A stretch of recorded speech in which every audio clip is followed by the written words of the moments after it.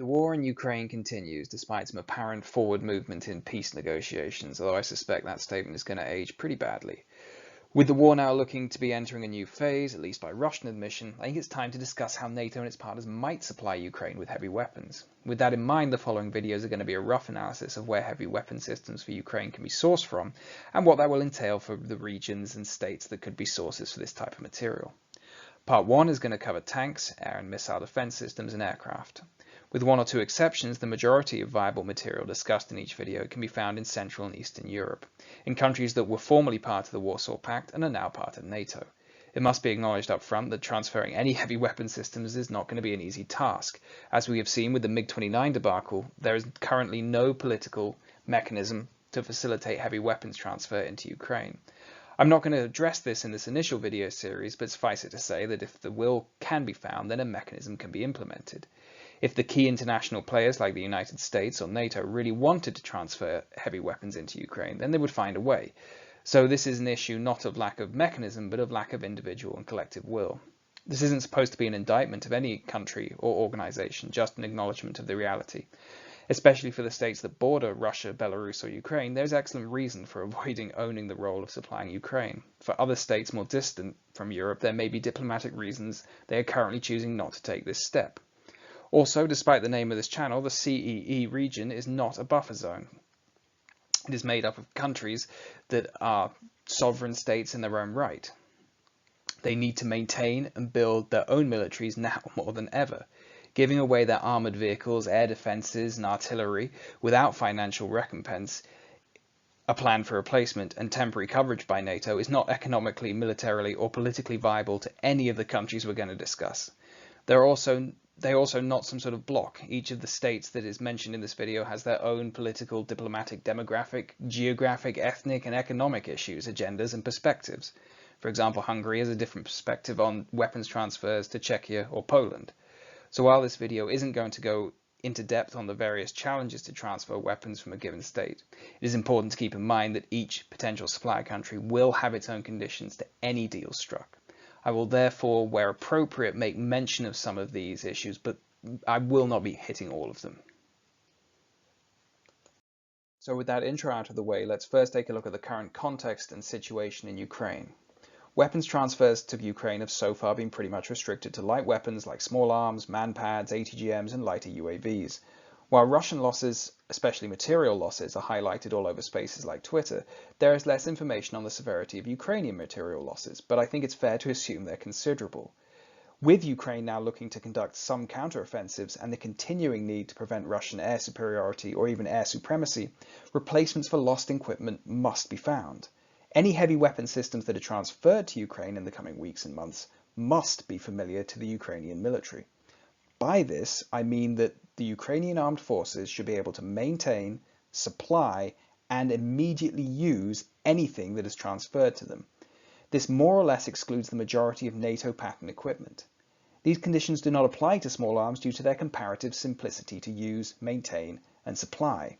The practice for using a rifle from any source can be taught to somebody in about a day. They might not be able to use it very well, but most people can understand how to load, unload, aim, and fire simple small arms, although maintenance might be an issue moving forward, and more sophisticated weapons like man-pads take a bit more training time. In comparison, a vehicle like a tank or a highly complex air defense system takes much longer to train a group of people to work effectively together to make function. So Ukraine for the moment has to rely on its existing tank crews, pilots, and technical personnel in general, and maybe some veterans. Additionally, if it wants to keep making use of any systems and vehicles given to it, Ukraine must be able to maintain them with existing resources, spares, personnel, fuel, ammunition, etc. If this war goes on for some time, then it's important that Ukrainian troops are somehow trained on Western systems that should be easier in the long run to consistently supply. I don't think we're really able to call how long this war will go on for, but even a peace treaty will be no guarantee of a long-term peace, so the sooner that training can begin on Western systems, the better. However, back to the topic at hand. Given the modern Ukrainian military's continued reliance on Soviet-era and style heavy weapons, the obvious source for replacements are other countries that have received or manufactured Soviet/Warsaw Pact pattern heavy weapons. Central and Eastern Europe, the Baltics, and the former Yugoslav countries are a good place to start. States that meet this description are Bulgaria, Croatia, Czechia, Estonia, Hungary, Latvia, Lithuania, Poland, Romania, Slovakia, and Slovenia. You will therefore be unsurprised to see that many of these countries will feature heavily in each video. For anyone wondering why Albania and Bosnia-Herzegovina aren't included in this list, it's because Albania received mostly Chinese weapons during the Cold War, being the only Chinese-orientated European socialist state, and Bosnia is not really a viable supplier of weapons to Ukraine, with its own risk of conflict both from without and within. I know some of these countries have have their own issues, like Hungary, with supplying weapons, but these pale in comparison to Bosnia. There are a couple of other countries just outside the CEE region that need adding to the list, namely Finland, Cyprus, and Greece. Finland and Cyprus are interesting sources as they're not NATO members and have their own issues that would need to be addressed in order to facilitate any transfer. There are other states even beyond this that have large volumes of material suitable for Ukraine. However, these states will not jeopardize ties with Russia for one reason or another. These include Algeria, Egypt, India, Morocco, Peru, and Vietnam.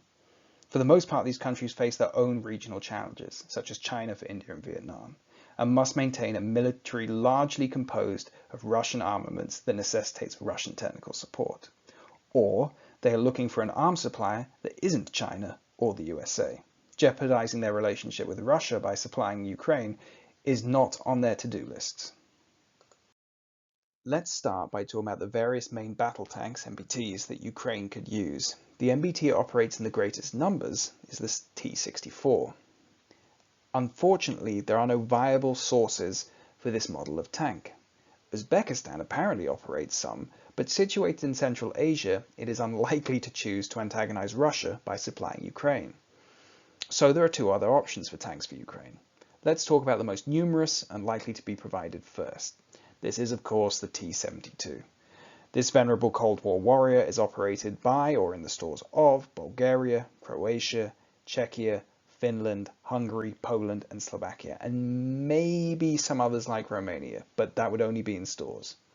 Some are updated models, such as Poland's PT-91 Twardy, let me know if I'm pronouncing that correctly, or specific national derivatives such as Croatia's, or rather Yugoslavia's, M84 models, which might necessitate some retraining for Ukrainian tank crews, but hopefully the maintenance and ammunition should be the same as Ukrainian T-72s, and therefore the Ukrainians should still be able to use them for as long as they have fuel and spare parts. This leads me to an important point. Many of the T-72s in European stockpiles and inventories could be in a somewhat questionable state. Don't write these off. These can be valuable sources for spare parts for any tanks sent to Ukraine or T-72s already in operation there. Cannibalization is a viable strategy for keeping equipment in the field in the short to medium run, and even, as the Ukrainians kind of show, the long run. This can be supplemented by new spares manufactured in places like Bulgaria, Czechia, Slovakia, and Poland in those companies that have the technical skill to be able to do this. Those T-72s that are in stockpiles rather than active service should be easier to get countries to agree to sell and transfer, especially in places like Finland, where they tend to store their equipment relatively well. They generally aren't part of the state's military capability, and many states have wanted to sell off this kind of surplus for a while. However, note that I keep talking about sell. This might sound a little cold, but it's important that someone pay for these, and someone transfer them and any other weapon systems we're going to talk about to Ukraine. States that border Russia or are in the CEE region are not going to want to take the risk and liability themselves for transferring heavy weapons to Ukraine. Poland might, but that's kind of a special case. NATO, the EU, the US, or some other alliance is going to have to facilitate transfer. Also, these systems should not just be given for free to the transfer agent. They need to be paid for. Why? Well, because almost all the countries that I will mention as sources of heavy weapons are in urgent need of cash for their own rearmament. They can't afford to be giving away even surplus systems. This doubly applies for active systems, which in addition to being paid for, need to have the capability gap their loss creates covered by a third party like NATO until new weapons can be bought and made operational.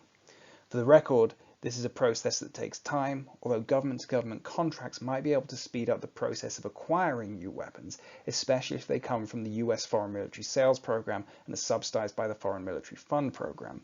Although widespread use of these G2G contracts might upset the EU and European arms industry, as it will limit the opportunities for European defense suppliers.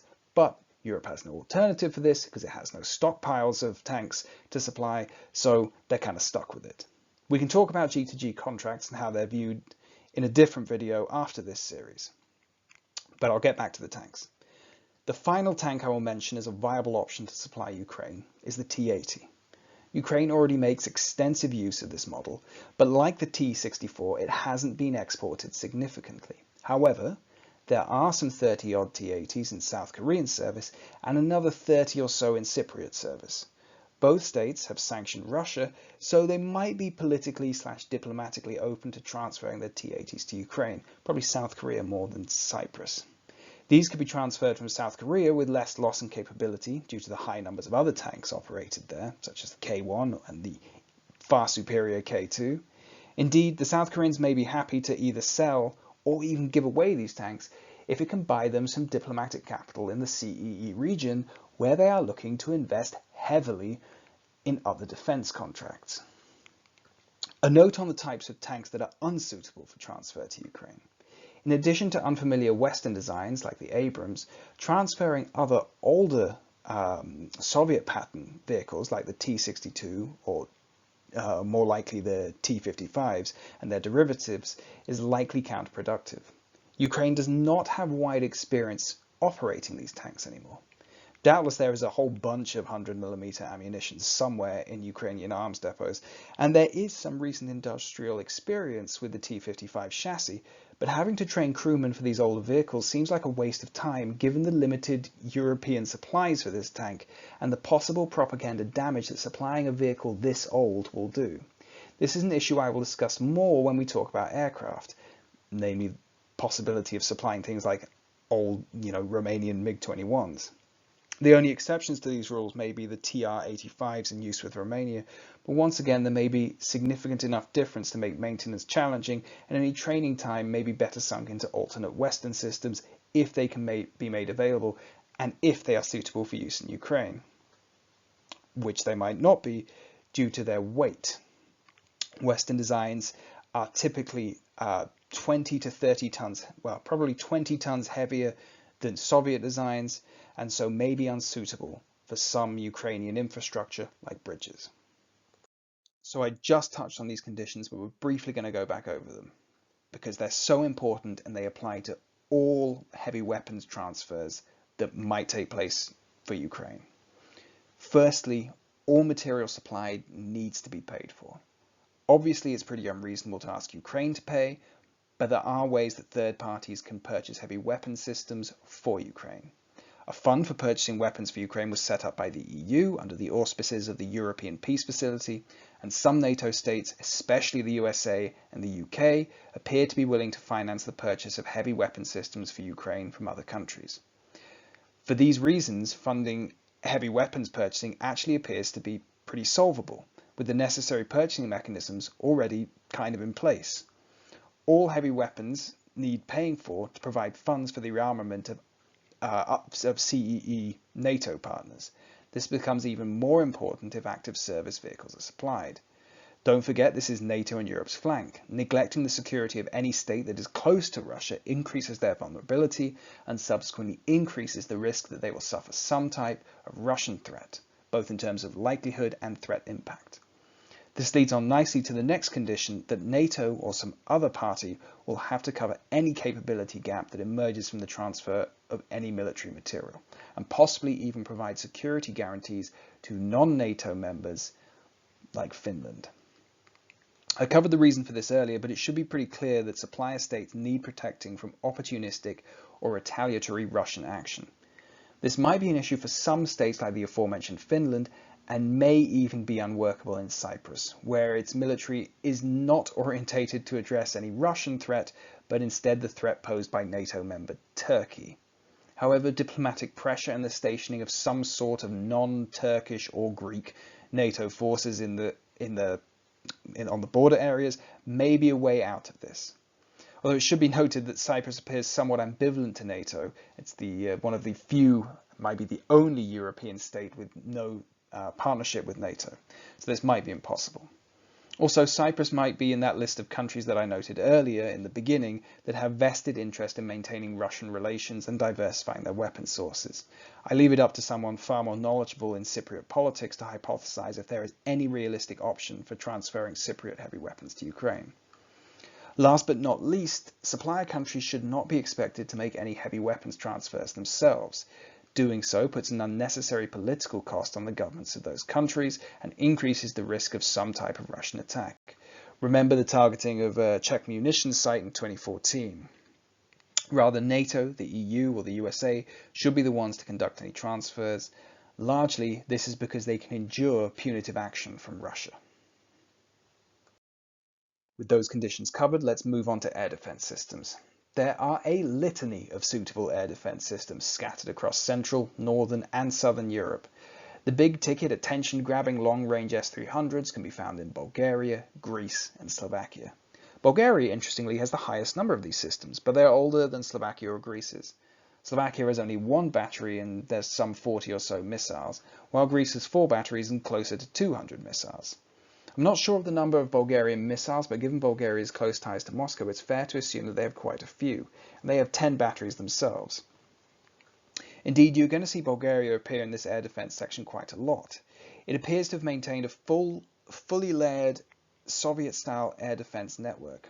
Probably it is the region's and maybe even Europe's most comprehensive network, if you don't include Ukraine and Russia, that is. Though the systems it uses are a bit long in the tooth. The other medium to long-range air defense system that is possible to supply are the S-125 variants from Poland, Bulgaria, and Turkey. These all seem to be pretty different from one another, with a diversity of vehicles they are mounted to.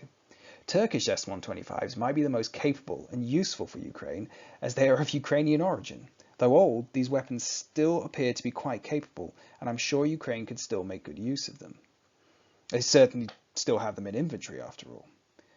Moving on to medium-range systems. The Kub SK-12 is the most numerous medium-range air defense asset in Europe. It can be found in Bulgaria, Czechia, Hungary, Poland, Romania, and Slovakia, and I've probably missed a whole bunch in storage. Some systems have been modernized, such as those operated by Poland, and while the Kub, like the other systems on this list, should be able to be integrated into existing Ukrainian air defense infrastructure, such as radars, it's possible and perhaps even likely that Ukraine may need more radar systems and other infrastructure associated with air defense to keep any new systems and its own systems operational. Some Kubs are in the process of being taken out of service in Czechia and Hungary, being replaced by the Israeli Spider and Norwegian NASAMS systems respectively, while Slovakia is looking to withdraw its Kubs soon. A brief note here on Hungary, as I've mentioned it a couple of times. While I won't get into the depth in Hungarian politics, it's sufficient to say that it is very unfortunate that the Orban government has decided to play as limited a role as possible in assisting Ukraine, especially from a heavy weapons supply source perspective. In the last few years, it has carried out significant modernization of its ground forces, from tanks and IFVs to its air defense systems. A lot of its old material is just about to enter the international defense markets. If Orban can be incentivized to supply some of this equipment, it could greatly help Ukraine, for example, by offering him a really good price. Anyway, coming back to air defense systems as a whole, there are some more modern SAM systems operated outside the NATO alliance that could possibly be acquired. Cyprus and Finland, once again, both have the Buk missile system. Think of a Kub with an inbuilt radar. While Cyprus might be hard to convince to let go of its systems, Finland might be easier, as it doesn't seem to have the Buk in current service, and they are instead in storage, but in almost immediately usable condition. But providing security guarantees will be harder as a non-NATO country. However, Finland appears to be quite well defended, and if they choose this route, they will likely be able to deter Russian aggression until they can join NATO, perhaps sometime later this year, which, if they choose to supply heavy weapons to Ukraine, would seem like a very smart parallel move. Beyond these non-NATO medium-range sources, pretty much every CEE state can provide some sort of SHORAD vehicle using a Strela variant. While these systems don't appear to be in quite as high demand due to their proliferation within Ukraine itself and also the proliferation of manpads, they generally have more range than their shoulder-launched cousins, and so would still be greatly appreciated in Ukraine. Finding Western alternatives for some of these systems might not be as easy as first thought. NATO has doctrinal differences from Soviet military thought, especially in air defense, and so there doesn't seem to be a NATO equivalent medium-range capability like Kub or Buk. There are some, such as CAM, that might be able to meet these requirements, but it may be necessary for states that sell systems like Kub to take a slightly different approach to air defense, as CAM will not be able to be supplied immediately. Additionally, because of these doctrinal differences and 3 decades of NATO air superiority in any of its missions, there's been limited investment in air defense systems as a whole across NATO, with the exception of naval systems. Thus, there aren't actually that many available systems that could be transferred using G2G agreements from, say, US stocks. Therefore, it will probably be necessary to increase air power in the region to make up for this shortfall and ensure regional air superiority. Although Russian area denial air defenses may make this a non-ideal solution. Finally, for this video, we have the possible aircraft that can be supplied. This is an area that pretty much everyone seems familiar with because of the media attention that was directed to Polish MiG-29s. First, though, I think it's important to acknowledge that any aircraft that can be used to deny Russian air superiority must remain the supply priority. Ground attack aircraft can only really be used effectively with some degree of air cover in order to reduce the rate of pilot loss. Therefore, the MiG-29 remains the most likely aircraft to be transferred for this role because there are the most of them available in the CEE region.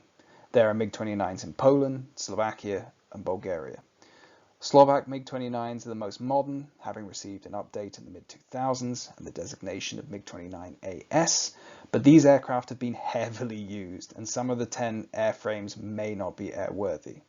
Poland has between 20 and 30 MiG-29s that it could transfer, while Bulgaria has around 15. Some of these numbers are imprecise, in part again due to the airworthiness of some of the aircraft. Interestingly, there may be other MiG-29s available in Hungary and Romania. The Hungarian MiG-29s were withdrawn from service in 2017, and there is no record of their sale, so presumably they are in storage and probably not scrapped. Romanian MiG-29s were retired in the early 2000s, but like Hungary, there is no record of their sale, and they may be in storage somewhere, or maybe slightly more likely than the Hungarian MiGs, they might be scrapped. Regardless of the airworthiness of European MiGs, all can be used, even if only to be cannibalized for spare parts to keep the others usable. By the way, for anyone wondering where I'm getting the arms sales information, I'm using the SIPRI database. In addition to MiG-29s, the Ukrainians use the Su-27. While there do not appear to be any of these in Europe outside of Ukraine and Russia, there are apparently some in private and maybe government hands in the USA that might be able to be transferred.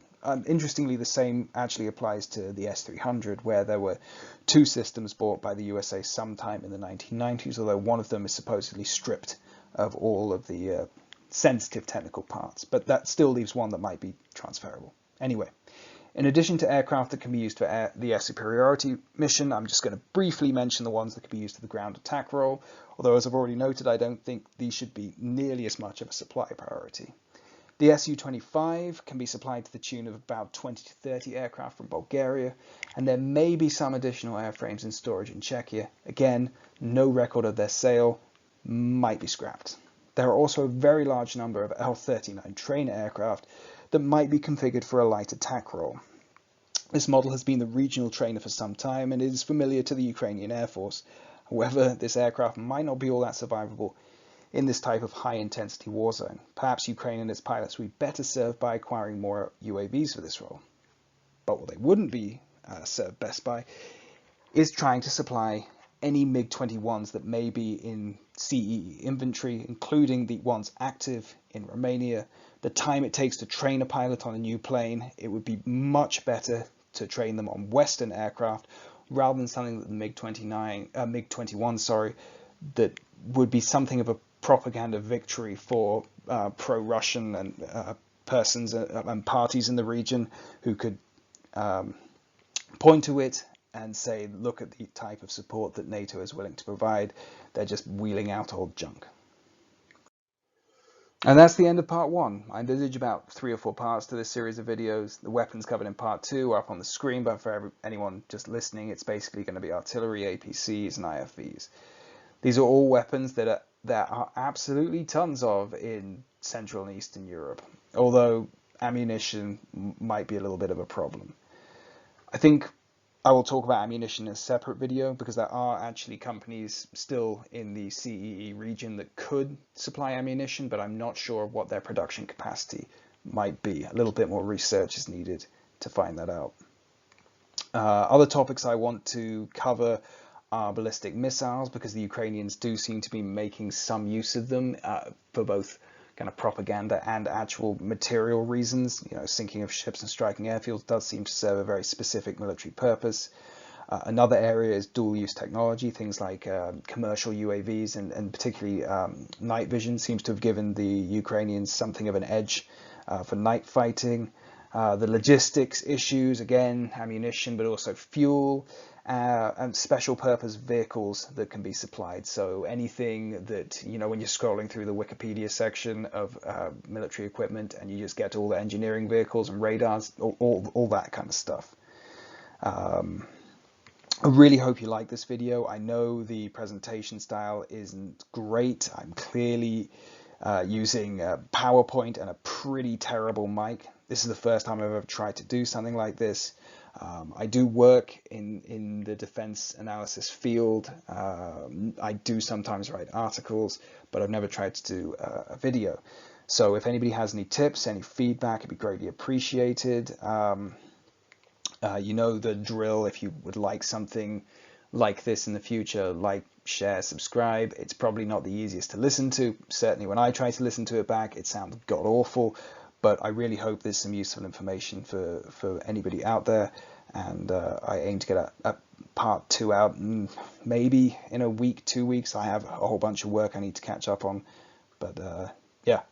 Anyway, hope you enjoyed, and see you in the next one.